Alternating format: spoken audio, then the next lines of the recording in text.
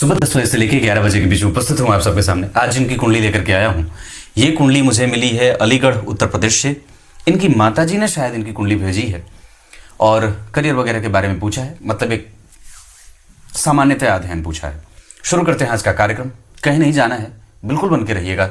कार्यक्रम के आरंभ में जैसा कि आप लोग जानते हैं, मैं प्रत्येक दिन बताता हूँ मनुस्मृति की बात। स्मृतिकार भगवान मनु ने अपने मनुस्मृति ग्रंथ में बात लिखी है। देवताओं के लिए भविष्य में उनके मंत्रों के द्वारा, उनको समर्पित मंत्र से जब उनको आहुतियां दी जाती हैं तो मनुष्यत्व की वृद्धि होती है और मनुष्यत्व की सुरक्षा भी होती है। इसके अतिरिक्त मनुष्य को जो भी चीजें परमात्मा से या उस देवता से चाहिए होता है, वो उसे यज्ञ के आहुति के तपश्चर्या के बाद मिल जाता है। ऐसा जाड़ा, गर्मी, बरसात, वनस्पति, इन सब के आगमन और जाने के बाद ही उत्पन्न होते हैं। कोई वनस्पति ठंडे में होती है, कोई गर्मी में हो, कभी कोई फसल गर्मी में हो, कोई ठंडे में हो। आप जरा विचार करके देखिए कि तो हमारे अन्न और खाद्यान्न के जितने भी साधन हैं वो सब देवताओं के खुश और प्रसन्न रहने के बाद ही हमें मिलते हैं। इसी वजह से भगवान मनु ने बात कही है कि सिर्फ देवता और पितरों के तृप्त होने से ही इस जगत की सुरक्षा हो जाती है। इस वजह से ही प्रकृति के संतुलन के लिए ही भगवान शिव को भी दुग्धाभिषेक, जलाभिषेक और आदि आदि से अभिषेक किया जाता है ताकि उनका संतुलन बना रहे। प्रकृति के संतुलन के लिए ही भगवान सूर्य को अर्घ दिया जाता है। प्रकृति के संतुलन के लिए ही वृक्षारोपण और कई प्रकार के धार्मिक और मांगलिक कृत्य किए जाते हैं। प्रकृति में संतुलन बनाने के लिए ही यज्ञ और यज्ञ आदि कृत्य किए जाते हैं। अब आइए आपको मैं कुंडली पे लेके आता हूँ। आइए अब आपको मैं इनकी कुंडली पे लेके आता हूँ। सबसे पहले जब कभी भी आप कोई कुंडली देखें, जब कोई आपके सामने जन्म कुंडली आए, तो आपको सबसे पहले उस जातक की कुंडली में उसके चंद्रमा को देखना चाहिए कि वो अपने करियर को लेकर के या अपने विषय को लेकर के या अपने बिंदु पे या उस व्यक्ति का मन कैसा है। क्योंकि अगर वो चंद्रमा कमजोर या अव्यवस्थित रहेंगे, इन्होंने पूछा है क्या मेरी कुंडली में, मेरे बच्चे की कुंडली में केमद्रुम है? बिल्कुल भी नहीं है। चंद्रमा से 9 घर आगे शुक्र हैं, चंद्रमा से केंद्र में गुरु हैं और चंद्रमा शुक्ल पक्ष के चतुर्दशी तिथि के हैं। द्वादशी, त्रयोदशी, चतुर्दशी और पूर्णिमा के चंद्रमा शुभग्रह होते हैं। वो जन्म कुंडली में बिल्कुल भी अच्छे हैं। भाग्य भाव के अधिपति होकर के धन भाव में बैठे हैं। जिस भाव में बैठे उसका भाव का अधिपति उनसे केंद्र में बैठा है। उनसे त्रिकोण में शुक्र बैठे हैं, उससे 5वें मंगल स्वग्रही बैठा है। और ये सारी जो स्थितियां, और चंद्रमा के पास अपने पक्ष का बल भी है। इस वजह से आपकी कुंडली में चंद्रमा सबसे मजबूत घरों में बैठा है। लग्न में, द्वितीय में, तृतीय में, पंचम में, नवम में तो नहीं पर एकादशवें में ये चंद्रमा बड़े अच्छे माने जाते हैं। तो इस वजह से आपकी कुंडली में सबसे पहले तो आपके व्यक्ति, आपका जो बच्चा है, इसका मन ठीक है, अपवित्र नहीं है, क्रोध नहीं है। जिद एक सामान्यतः अवस्था की बात होती है, पर बहुत अच्छी बात है कि इसका मन कंसंट्रेशन से युक्त है, घबराहट नहीं है, बेचैनी नहीं है, स्थिरता है और शिथिलता भी है। मंगलवार के जन्मे होने से आप इसमें बेरोक टोक का कई बार कोई काम कर देना, जल्दबाजी में निर्णय ले लेना। वैसे ये प्रकृति वृश्चिक लग्न की है तो यहाँ व्यक्ति थोड़ा अनुशासित होता है और अपने लिए कई बार वो पहले सोचता है। थोड़े से वृश्चिक लग्न की बात होगी, लग्नेश जो है वो जन्म कुंडली में 6वें भाव में बैठे हैं, तो हो सकता है कि एक बार में कोई काम ना हो, 2 बार में ना हो, तीसरी बार में हो जाए। क्योंकि गुरु का प्रभाव यहाँ पे बहुत अच्छा नहीं है, पर इस भाव के अधिपति शनि जो है वो जन्म कुंडली में इसको देख रहे हैं। और सूर्य, बुध और शनि में से मुझे लगता है कि शनि अस्थि होंगे, क्योंकि 6 डिग्री के हैं और सूर्य 2 डिग्री के हैं। तो सूर्य ने शनि को अस्त किया है, पर बुध अस्त नहीं होंगे क्योंकि वो 25 डिग्री के हैं। तो ये बात यहाँ पे इसका अर्थ होगा कि अगर वृश्चिक लग्न की कुंडली की बात करेंगे तो तृतीयेश और चतुर्थेश होकर के शनि अगर शत्रु की राशि में बैठे हैं, इस भाव के अधिपति तात्कालिक मित्रता में नहीं है और वो जिस राशि में बैठे उस राशि का अधिपति धन भाव में जाकर के महाधनी महाभाग्यशाली योग लगा रहा है। धर्म भाव में 10वें भाव के अधिपति बैठे हैं, पिता का सुख व्यक्ति अच्छा भोगता है। 2 चीजें इनकी कंपटीशन में कमजोरी दे सकती हैं।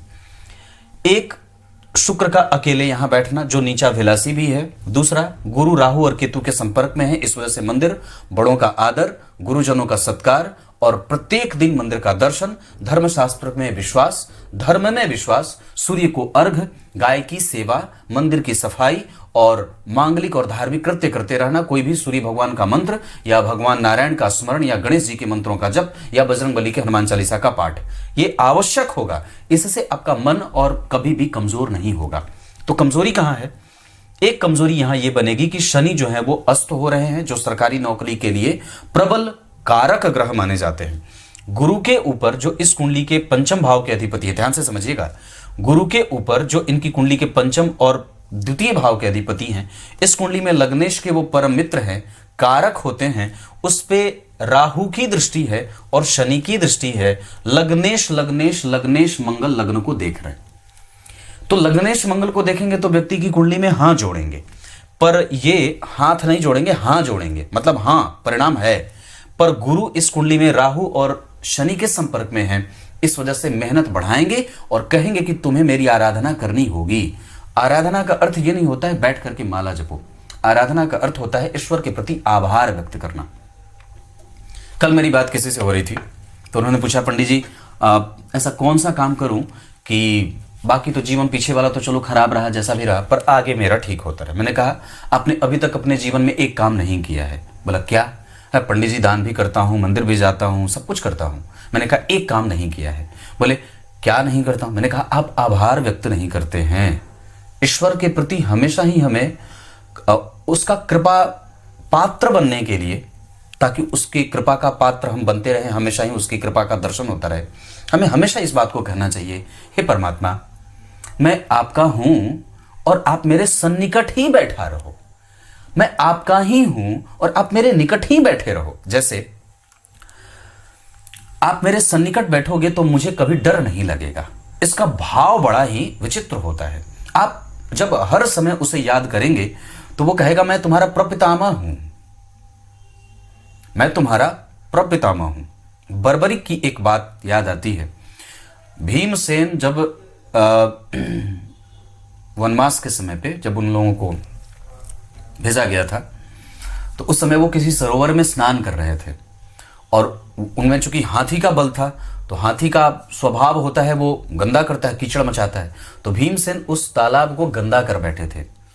बर्बरिक उन्हें मारने के लिए दौड़ा। जो बलशाली थे बर्बरिक, वो उन्हें मारने के लिए दौड़ते हैं और कहते हैं कि ये सरोवर तुम गंदा क्यों कर रहे हो। इस पे भीमसेन भी उनसे लड़ने के लिए आगे बढ़े, पर वहीं पे भविष्यवाणी हो जाती है और बर्बरिक उन्हें उठा करके कहता मैं तुम्हें समुद्र में फेंक दूंगा। वो उठा करके भीमसेन को ऐसा कहता है और कहता है कि मैं तुम्हें उठा करके समुद्र में फेंक दूंगा क्योंकि ये प्रकृति को तुमने गंदा किया है। ऐसा क्योंकि बर्बरिक को ये बात पता नहीं थी कि वो उनके मतलब पितामह हैं। तो यहां भविष्यवाणी होती है कि सावधान बर्बरिक, ये तुम्हारे पितामह हैं। तब जाकर के भीमसेन ने भी प्रकृति को दूषित करने के लिए वहां क्षमा मांगी है और बर्बरिक को भी अपनी गलती का एहसास होता है। तो ये बात है। ठीक उसी तरीके से हमें हर बार अपने परम पिता परमेश्वर के प्रति आभार व्यक्त करना है। आपने मुझे कितना दिया है, मैं तो उसके योग्य भी नहीं था, ऐसा।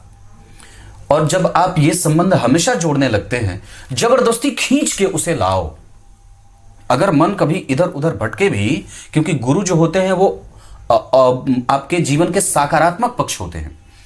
गुरु आपसे देना चाहता है, पर जब वो कुंडली में बहुत अच्छा ना बैठा रहे, राहु केतु शनि मंगल के संपर्क में रहे पापक ग्रहों के, तब वो आपसे अपनी ऊर्जा संपूर्ण न दे करके वो थोड़ा कमजोर देने लगता है। तो ये गुरु जो होते हैं वो हमारी कुंडली के दैवत्व हैं, हमारी कुंडली की बुद्धिमता है। याद करिए मैंने बात कही थी कि देव गुरु बृहस्पति हमारी कुंडली के वामनावतार के रूप में हमारी कुंडली में साक्षात उपस्थित होते हैं। वामनावतार किस लिए प्रसिद्ध है?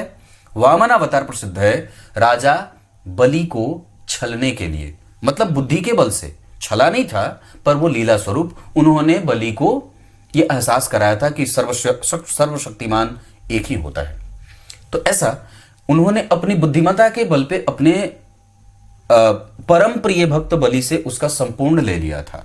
तो इसी वजह से हमें हमारी बुद्धिमत्ता जागृत करनी है, देवगुरु बृहस्पति को जगाना होगा। और जगाने के लिए कोई वैसा आवश्यक नहीं कि पढ़ाई लिखाई छोड़ करके माला जपते रहो, नहीं। हमेशा ही परमात्मा को याद करिए, उससे अपना तादात्म्य बनाइए, उससे अपना संबंध बनाइए। और ये तब होगा जब आप आराम से सर झुका करके कहेंगे, हे भगवान उठा लो, आप ही का हूं, आप ही का हूं। पर ये 2005 के हैं, कुशाग्रता बहुत अच्छी है, आपका मन बहुत अच्छा है, पवित्र बिल्कुल है आचरण, उसमें कोई गड़बड़ी नहीं है।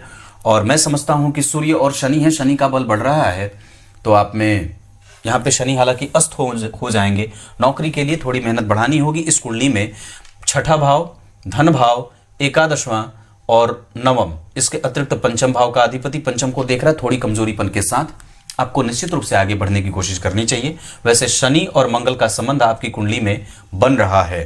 गौर करिए, शनि ये माता की सेवा भी करवाएंगे और माता से संबंध भी अच्छा रखेंगे, और व्यक्ति को पैतृक संपत्ति का लाभ गुरु देंगे। इस भाव से केंद्र में, इस भाव पे चंद्रमा का प्रभाव, और इस भाव से पंचम भाव पे मंगल का प्रभाव, तो चतुर्थ और छठवें का संबंध, मंगल की चौथी दृष्टि है। इस वजह से अगर ये कुंडली कहीं कमजोर होगी तो 3 बिंदुओं पे, राहु केतु गुरु के संपर्क में, शनि के संपर्क में, और शनि नौकरी के कारक होकर के अस्त है, और साथ ही साथ मंगल ने शनि को और शनि ने मंगल को देखा है। अगर कोई बहुत उठापटक हो जीवन में तो उसका असर यही होगा, ये समझ जाइएगा कि शनि मंगल अपना खेल खेल रहे हैं। इस वजह से इनके नाम पे बजरंगबली की पूजा, हनुमान चालीसा का पाठ, अखंड राम नाम का कीर्तन आदि कभी कभी अवश्य ही करा देना चाहिए। क्लियर है? इसके साथ साथ दाम्पत्य इनकी कुंडली में थोड़ा कठोर होगा। पत्नी को विश्वसनीयता हासिल करने के लिए थोड़ा वक्त देना चाहिए। आप भी विश्वास करिए, वो भी करें। वैसे थोड़े बहुत चपलता से संबंध बीतेंगे। स्वास्थ्य भी थोड़ा बहुत कमजोर रहेगा, पेट वगैरह की समस्या, वैसे प्रेम रहेगा। पंचम भाव में है वो आपको दाम्पत्य का सुख मैं देख रहा हूं। यहां पे भी शुक्र और बुध का जो संबंध बन रहा है, शनि और बुध का संबंध बन रहा है, यहां पे ठीक है। नौकरी की कोशिश करनी चाहिए।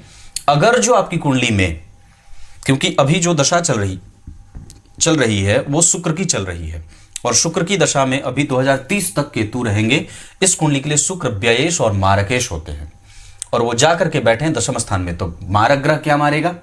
जिस भाव में बैठा है वहां, और जिस भाव को देखेगा वहां। यहां तो अच्छा देखेंगे क्योंकि मित्र की राशि को और उनके दिग्बल क्षेत्र को देख रहा है, पर वस्तुतः वो आपके करियर में अकेले, याद करिए मैंने बात कही थी, सूत्र है दशम स्थान से मंगल और शुक्र का जब कभी भी एकांत संबंध बन जाता है तो शुक्र और मंगल क्षेत्र से संबंधित, यानी कि आपकी सामाजिकता और जो आपका आत्मबल है, जो आपका चमक है, जो आपका मजबूती है, आपकी मजबूती है, उसको वो कमजोर करते हैं और आपके क्षेत्र से संबंधित समस्या को, से संबंधित चिंता को व्यक्त करते हैं या फिर बढ़ा देते हैं। इस वजह से हमें करियर पे सबसे ज्यादा फुल फोकस होकर के काम करना है। वैसे आपकी कुंडली में अभी शुक्र की दशा है, अपना मन भटकाइएगा मत, परिणाम जितना चाहेंगे उससे थोड़ा कम आएगा। और दूसरे नंबर पे बात कर दूं तो अभी आपको कम से कम 2026 तक इस जातक पे विशेष ध्यान रखने की आवश्यकता है। मति बुद्धि थोड़ी भ्रमित होगी, चपलता थोड़ी रहेगी, आलस्य भी थोड़ा है, प्रमाद भी थोड़ा रहेगा। पर अगर ऐसे 2030 के बाद इनकी कुंडली और भी ज्यादा फ्लरिश आगे करेगी। वैसे एक बात और बता दूं तो अभी आपको 2026 तक तो कम से कम इन पे ध्यान देने की आवश्यकता है, इनके पढ़ाई पे, इनके मित्रों पे और इनके संबंधियों पे, इनके मोबाइल पे, और हर एक जगह पे इन पे थोड़ी सी दृष्टि डालने की आवश्यकता है। शुक्र के ऊपर कोई भी पापग्रह का कोई प्रभाव नहीं है। आगे गुरु, पीछे सूर्य बुध बैठे हैं, पर आगे केतु, पीछे शनि भी बैठे हैं। इस वजह से उस भाव पे हमें आवश्यक रूप से बल देने की आवश्यकता है, मतलब करियर पे फोकस करने की आवश्यकता है, नहीं तो वो आधा गड़बड़ होगा, आधा परिणाम देगा। मतलब आप संपूर्णतया अगर नौकरी ना लगे तो व्यापार करना सबसे ज्यादा बढ़िया रहेगा और उसमें आप लाभ प्राप्त कर सकते हैं, क्योंकि कुंभ लग्न की कुंडली के लिए यहां शुक्र लग्न को देख रहे हैं। ऐसी अवस्था में आपके पास आपका कर्म क्षेत्र है, लग्नेश चतुर्थ में बैठे हैं, कमजोरी नहीं है। पर अगर जो नौकरी, इस कुंडली में नौकरी के योग हैं, आईएएस पीसीएस अगर आप बनना चाहते हैं तो निसंदेह शनि मंगल, अगर शनि कमजोर नहीं होते तो मैं 100% कर सकता था, पर चूंकि शनि अस्त हैं, थोड़े ढलान पे हैं और उनकी डिग्री में कमजोरीपन, सूर्य में भी डिग्री पे कमजोरी है, शनि में भी डिग्री की कमजोरी है, गुरु पे भी राहु केतु का प्रभाव है। इस वजह से मैं ये बात कर रहा हूं। शुक्र चतुर्थ पंचम दशम भाव में अकेले हैं, ये तो चार पक्ष जो है वो थोड़े गड़बड़ हैं। इस वजह से जितने भी साधन मैंने बताए हैं वो आपको करना चाहिए। वैसे इस कुंडली के लिए 9 अंक अच्छा रहेगा, मंगलवार का दिन बहुत अच्छा रहेगा, सोमवार का दिन बहुत अच्छा रहेगा। इस कुंडली के लिए 9 अंक मैंने बताया, दिन बताया, नक्षत्र पुष्य बहुत अच्छा है, पुनर्वसु बहुत अच्छा है, अश्विनी, हस्त, श्रवण और मृगशीरा के बाद भरणी, ये सब नक्षत्र आपके लिए, फॉर्म भरना हो, कहीं जाना हो तो इस नक्षत्र में आप जा सकते हैं, कोई गड़बड़ी नहीं। अनुराधा, ये भी नक्षत्र अच्छे बनेंगे। अभी इनकी कुंडली में करियर में 2030 लग जाएगा, मतलब 7 साल बाद ये व्यक्ति एक चमक के साथ समाज में स्थापित होगा, क्योंकि सूर्य की दशा तब एक्टिव होगी और सूर्य इनकी कुंडली में इनको कम से कम भाग्यशाली, धर्मज्ञ, कर्तव्यनिष्ठ, कर्तव्यपरायण बना रहे हैं और व्यक्ति स्थापित भी सूर्य की दशा में होगा। उसके बाद चंद्रमा की दशा भी बहुत अच्छी जाएगी, मंगल की दशा भी बहुत अच्छी जाएगी। राहु की दशा इनकी कुंडली के लिए खराब नहीं है, पर जिस भाव के अधिपति अगर देख लें तो राहु खराब नहीं है, राहु की दशा भी खराब नहीं जाएगी। मैं इस पर भी टिप्पणी कर ही देता हूं। 50% वो अच्छा से ज्यादा ही अच्छा परिणाम करेगा। वो शुभ भाव में बैठा है, उस भाव के अधिपति इसको देख रहे हैं, किसी पापग्रह का उस पर कोई प्रभाव नहीं है, इस वजह से घबराने की आवश्यकता नहीं है। आपकी कुंडली का मंगल बहुत अच्छा बैठा है, आपकी कुंडली में सूर्य बहुत अच्छे बैठे हैं, बुध बहुत अच्छे बैठे हैं। कंप्यूटर की जानकारी, तकनीक का ज्ञान और इलेबोरेट करना, तार्किक बुद्धि होना, विषम बुद्धि का नहीं होना, बड़ों का आदर करना थोड़ा कम ना करें, पिता के साथ संबंध अच्छा बना करके रखें, माता के साथ संबंध अच्छा रहेगा, पिता के साथ संबंध अच्छा रखें, अपने गुरुजनों का आदर करें, सत्कार करें, उनके प्रति भाव अच्छा रखें और कम से कम हमेशा ही बताते रहें भगवान को, हाँ ये हुआ मेरा, ये हुआ, ये हो गया, ये निकालना है, आप देख लेना, ऐसा ये बात करनी होगी। इस कुंडली में सूर्य को बल देने की आवश्यकता है। अर्घ और रविवार को नमक बिल्कुल बंद। क्रोध अगर करते हैं तो थप्पड़ लगाया करें खुद को सुबह सुबह कि मुझे क्रोध नहीं करना है। बाकी चंद्रमा, मंगल, बुध ये सब आपकी कुंडली में 25% के साथ हैं, आगे बढ़ेंगे। गुरु बहुत अच्छा बैठा है, शुक्र भी ठीक है, अपने टेस्ट को और भी बढ़िया बना सकते हैं तो बनाइए। अनुभव किताबों से लीजिए, पीडीएफ पे भरोसा कम करिए। और शनि जो है, राहु और केतु बड़े अच्छे हैं, राहु केतु की गड़बड़ी नहीं है। हनुमान चालीसा का पाठ मैंने कहा है। नवमांश कुंडली में अगर विवाह अगर करना होगा तो आपकी कुंडली को देख करके कर्क राशि और सिंह राशि की जातिकाएं तो वैसे नहीं कहूंगा, पर धनु राशि, मीन राशि और कर्क राशि, ये सब राशियों से अब इस राशि और लग्न की जातिकाओं से विवाह कर सकते हैं। विवाह वगैरह पश्चिम दिशा में होगा तो ज्यादा उत्तम रहेगा। वैसे आपकी कुंडली में विवाह का जो काल होगा वो तो अभी है उसमें समय। चंद्रमा की दशा में विवाह हो तो बहुत बढ़िया हो। 2005 के हैं तो सूर्य की दशा में, मतलब अभी तो आपके पास 7 साल का समय है। शुक्र की दशा मतलब अभी आप 5 के हैं तो कितने वर्ष के हो गए? 17 साल के। और अभी आपके पास 7 साल, 24 साल, 24 और 36 यानी कि सूर्य के अंतिम दशा में विवाह के योग बनेंगे 25 वर्ष के बाद, है ना। तो ऐसा योग बन रहा है। और क्या बताऊं, मंगल ठीक बैठा है आपकी कुंडली में, पर यहाँ शुक्र के साथ आ जा रहे हैं। दोनों युति में हैं, दो केंद्र के अधिपति, खराब नहीं कहूंगा, पर यहाँ अष्टमेश बैठ जा रहे हैं और इस भाव के अधिपति चंद्रमा उच्च के हैं तो कई बार प्रेम विवाह का भी संगुण देखा जाता है। तो व्यक्ति कई बार कहेगा कि मैं इनसे प्रेम करता हूं, हालांकि वो बहुत ज्यादा सफल होगा, मैं ऐसा पूर्णतया नहीं कह सकता, क्योंकि चतुर्थ भाव के अधिपति अस्त हैं, शुक्र अकेले बैठ रहे हैं केंद्र में, 3 घर केंद्र के खाली हैं, पंचम भाव भी खाली ही कहूंगा। इस वजह से विवाह मिला करके करिएगा। आप मंगलिक वगैरह तो नहीं है, पर वस्तुतः आपकी कुंडली में चंद्र कुंडली से और लग्न कुंडली में से कहीं से भी मंगलिक नहीं है। नक्षत्रों का संबंध भी देख लेना चाहिए, नक्षत्र के अधिपति कैसे हैं, दोनों नक्षत्रों के चरण के अधिपति कैसे हैं, ये सभी अवश्य देख लेना चाहिए। कुंडली में लग्न 21 डिग्री का बना है, ये ठीक है, बलवान है, मजबूत है, और इस वजह से आपकी कुंडली का मंगल, आपकी कुंडली में दशा में चंद्रमा, सूर्य, मंगल और गुरु, ये सब दशाएं अच्छी रहेंगी। भाव बलवान होगा, धन भाव, पंचम, दशम तो थोड़ा कमजोर होगा, नवम भाव भी ठीक है। वैसे आपकी कुंडली में नवम भाव ठीक होगा ज्यादा बलवान भाव के मामले में, दूसरा भाव दूसरे नंबर, एकादशवां दूसरे नंबर पे, तीसरे नंबर पे छठा, चौथे नंबर पे चंद्रमा होंगे। चंद्रमा मंगल का संबंध बहुत अच्छा है, चंद्रमा गुरु का संबंध बहुत अच्छा है, शनि सूर्य बुध का संबंध यहाँ पे ठीक है। इस वजह से मैं वहां पे उतने सारे ग्रहों में से अगर कहूंगा तो वहां पे बहुत बढ़िया बैठे हैं, गुरु ही, सूर्य ही बढ़िया बैठेंगे, क्योंकि वो उनका क्षेत्र बढ़िया बनता है। सूर्य का प्रभाव है, राहु के संपर्क में है, इस वजह से अपने पिता के साथ कभी भी बदतमीजी और बदख्याली मत रखिएगा। तब तक के लिए बहुत बहुत नमस्कार।